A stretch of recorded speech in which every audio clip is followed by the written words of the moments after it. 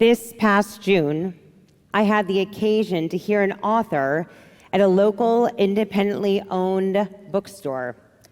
When was the last time any of us went into a physical bookstore to purchase a book written on paper without a screen? Several members of our congregation were with me as we remarked on this idea and enjoyed the discussion over a book we were excited to read. One member of the group came over to me and told me that if I was excited about reading this book, then she had others to recommend. And then she added a bit sheepishly, "But they're old. They were written in 2015. I responded, "I love old books. After all, I study Torah for a living, and that book is thousands of years old." We live in a time that is redefining the word community. In our post-COVID world, it seems like we're making up for lost time. While slight remnants of the pandemic may remain with us, COVID isn't something that occupies our every thought or our every move. Instead, we seem to be on the run like never before, seeking what's next. So how do we reprioritize what matters most in our lives? How can we make Jewish life something worth pursuing regularly as we balance our relationship to the larger community? These questions remain an ever-present tension between what we need for ourselves and what our community needs of us. How do we honor our congregation and Jewish community? We need to follow our traditions. We need to raise our families with Jewish values. We need to find personal meaning in the Jewish experience. And sometimes it's hard. Sometimes life gets in the way. Yom Kippur is our day to reassess and reevaluate our priorities, to go through the watch list of our lives and begin clearing things out. This is one reason Yom Kippur is a difficult day. It's not just that self-denial is hard, but taking a good look at ourselves isn't easy. Yet we persevere, as the name Israel teaches. Struggling and wrestling are part of our nature. All of us choose to be Jewish, to do Judaism, but it must extend beyond simple feelings of obligation or guilt. The question is, how? How can we make Judaism more meaningful to ourselves individually? And how can we make Judaism more relevant for our community? Think back over the past year. What personal experiences have brought you joy? What challenges did you face? What moments have you spent in this sacred space since we gathered last year on Yom Kippur? How has our community been there for you and your family? These questions and memories help us prepare for the year ahead as we consider our individual needs and our collective goals and desires. To understand this principle further, we look to Moses, a humble and trusting prophet, but even he wasn't without fault. Moses had his shortcomings.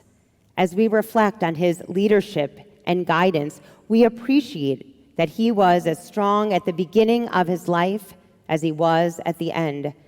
When God commanded Moses that he wouldn't be able to enter the promised land, Moses never turned his back on the community.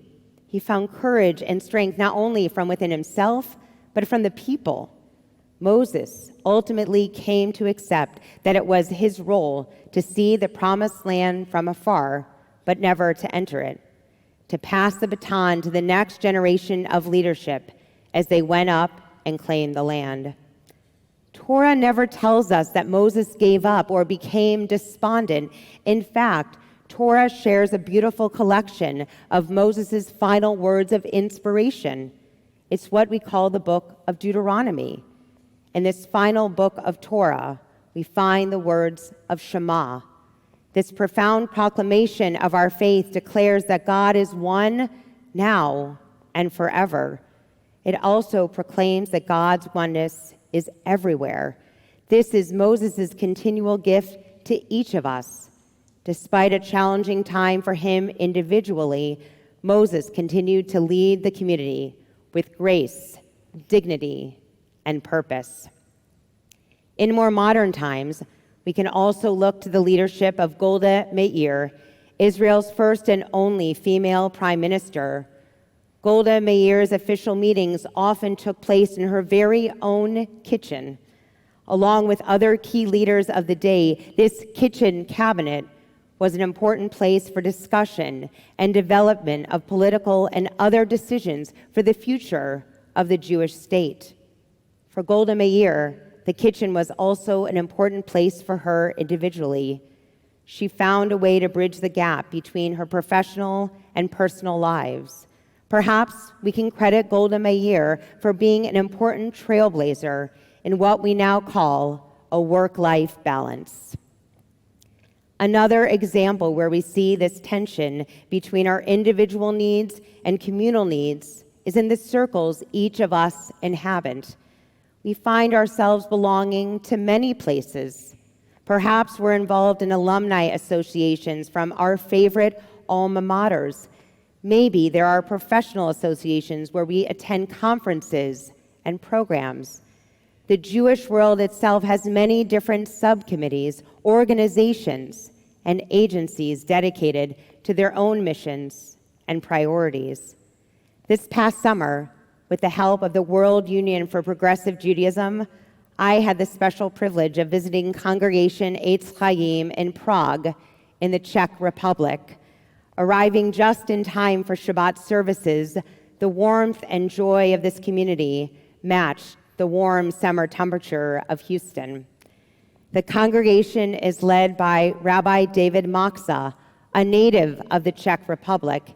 His individual joy and passions are matched by his strong commitment and desire to build a community of modern progressive life in Prague.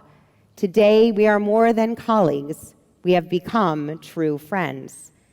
The name of the synagogue, Eitz Chaim, means tree of life, and it comes from the book of Proverbs, which teaches, "It is a tree of life to those who hold fast to it.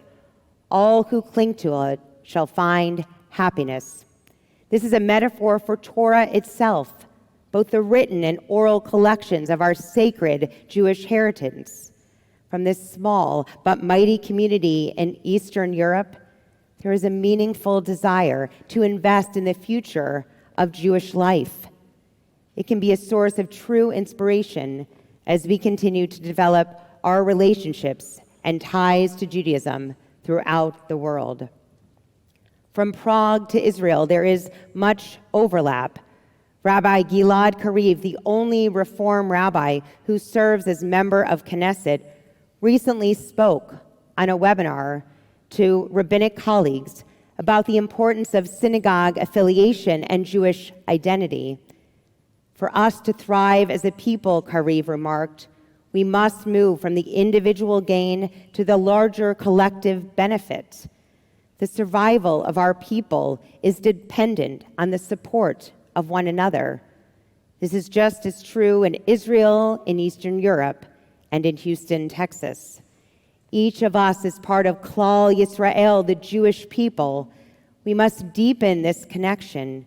We must make the commitment to stand by our faith and our people. How do we do this? Here, we take great pride in our rich history. For nearly 170 years, we have flourished. Today, our membership is growing, truly reflective of our diverse city and its values. We are grateful for our sacred, inclusive spaces. We have generations among us who can trace their family's connection back to our very first rabbi, Zechariah Emmett, in the 1850s. We also acknowledge those who join us for the first time to observe our High Holy Days. Jewish connection is much more than generational longevity. It's about discovering meaning in our individual link in the ongoing chain of tradition. Over the past year, we were fortunate to be able to return safely to congregational life. We experienced powerful moments of being together physically. Many of you shared with me how good it felt to be back, that something was missing on Zoom or live stream. Despite the benefits of modern technology, there's nothing like the human touch. Our joyful moments are heightened by showing up and sharing them together. In more challenging times, our burdens are lifted in the comfort of one another.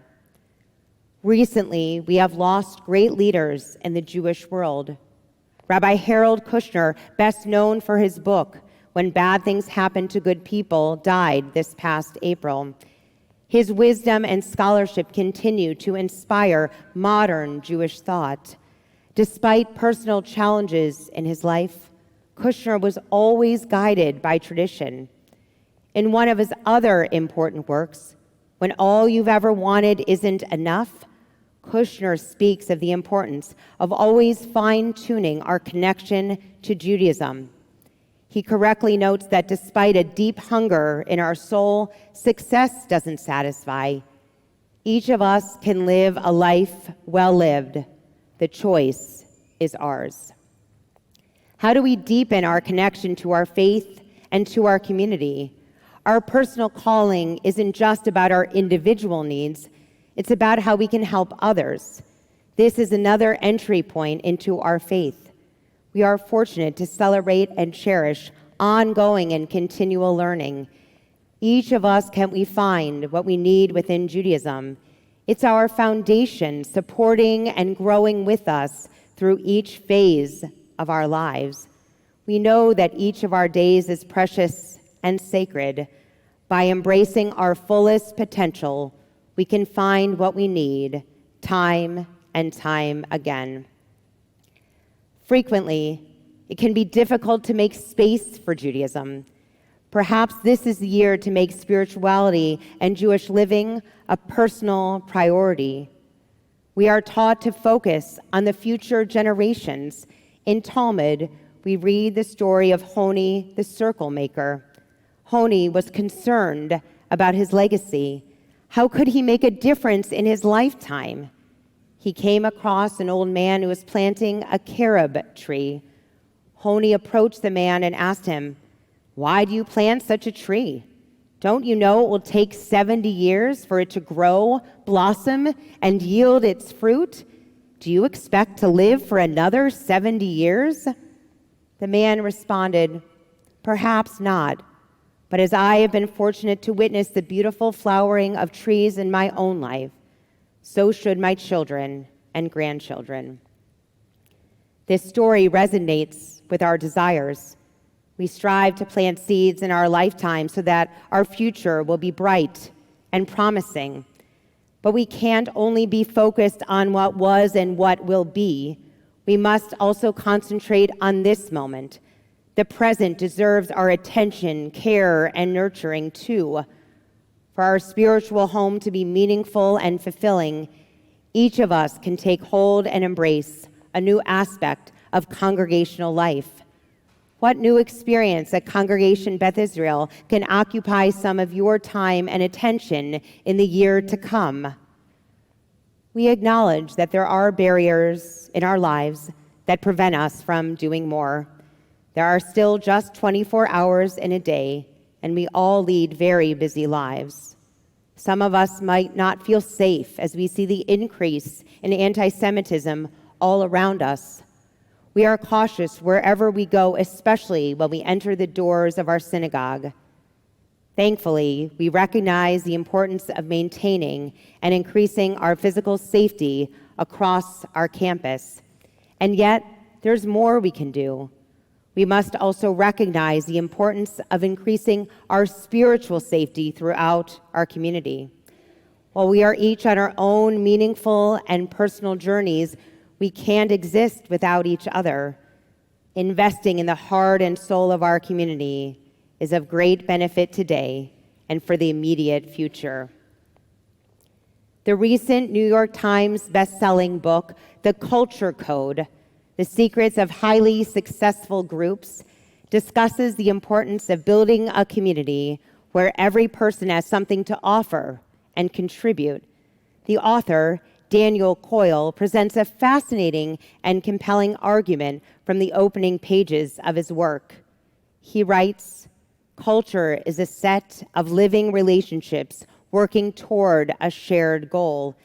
It's not something you are, it's something you do." While Coyle isn't writing specifically about Judaism, he certainly could be. We are a religion of action. We thrive in community. That's how we've survived for thousands of years. It's not about luck or good fortune. It's about the personal and communal investments we are continually making. These are the significant deposits we collectively offer. When we feel safe and secure, we thrive and grow. This leads to greater protection and greater stability in our faith and our heritage. In Pirkei Avot, the ethics of our ancestors, Rabbi Hillel teaches, "Al tifros min hatzibor," don't separate yourself from the community. But that's only the first part of the verse.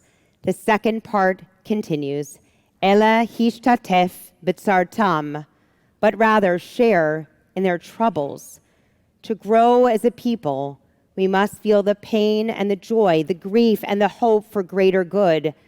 We must find our own entry points that allows us to care more deeply and embrace more lovingly of our faith, our family, and our God. Each moment along our journey through life can be supported and enhanced by living according to Jewish values, customs, and practices. If you're unsure about how, this can be the year to find out. In the first chapter of Ecclesiastes, we are taught, "A generation passes and another comes along, but the world remains the same forever." In this instance, we must appreciate that time can't be the enemy, but the reward for putting forth greater effort. Today, more than ever, we strive for purpose.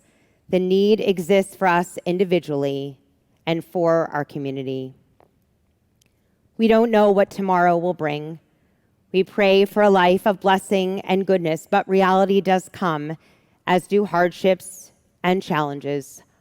Our faith enables us to find the balance and live between these two extremes. In this moment, we are in control of how we wish to act and respond in the coming year. The past can inspire us, but we can't live by what was. We must live by what is in this moment. This enables us to find our individual role in check with the needs of our community. As the opportunities are present and ripe before us, let us not take a single second for granted. We are guided by the experiences of others, both our biblical and modern leaders. Now is a time for us to find our own paths, to find the way that will strengthen our Jewish identities.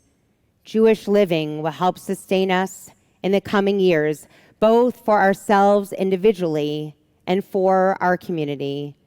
May we lean into ourselves as we lean into each other for a year ahead of abundance, wholeness, and greater meaning. Ken yehi ratzon, may this be God's will, as together we say, Amen. Our symposium will begin at 2 p.m.